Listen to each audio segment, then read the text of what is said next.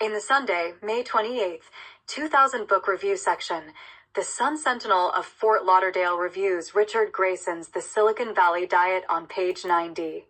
Snapshots of Modern Humanity by K.T. Massenalty. The Silicon Valley Diet and Other Stories. Richard Grayson. Red Hen Press. $14.95. Most readers will find something familiar in the 9th collection of short stories, a paperback original, by the Fort Lauderdale author and college instructor Richard Grayson. I, for one, enjoyed revisiting my old stomping grounds of Plantation and Tallahassee, and being reminded of the taste of croissants from Zabbers in Manhattan. I nodded as I read Grayson's renditions of the daily dramas that unfold in emails, the concerns with what we eat, the trauma of teaching community college students to write 5-paragraph essays, and the quest for good, if not always true, love.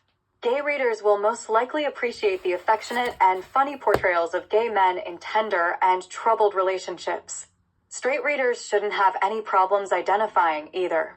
All the protagonists in these stories seem to be looking for the kind of lifelong commitment that mom and dad embodied.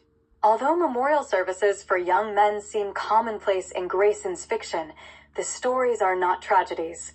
They serve up slices of life as we know it right here and now, with hate crimes, weight worries, and easy money for internet whizzes. Structurally, the stories do not provide traditionally rendered scenes, and they don't move linearly along from point A to point B to point C and so on.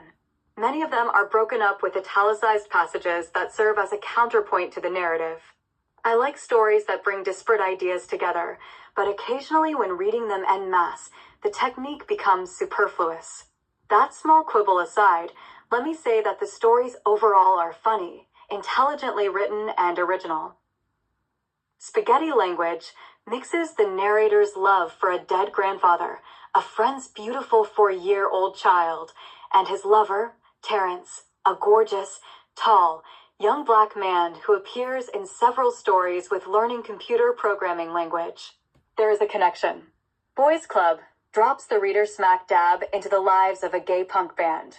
This is probably the most traditional story and my favorite. The narrative voice is so authentically young and misunderstood and rebellious and poignantly philosophical. Anarchism doesn't only mean destroying the government. It could also mean destroying the forces dictating how people have to live.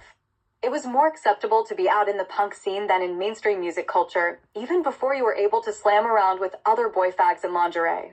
Grayson's writing is full of delicious nuggets. Here's an insight in the title story about the narrator's hunt for a meaningful relationship.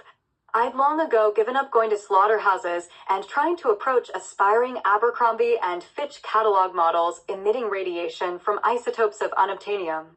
After enough access denied messages, you don't want to do anything but log off.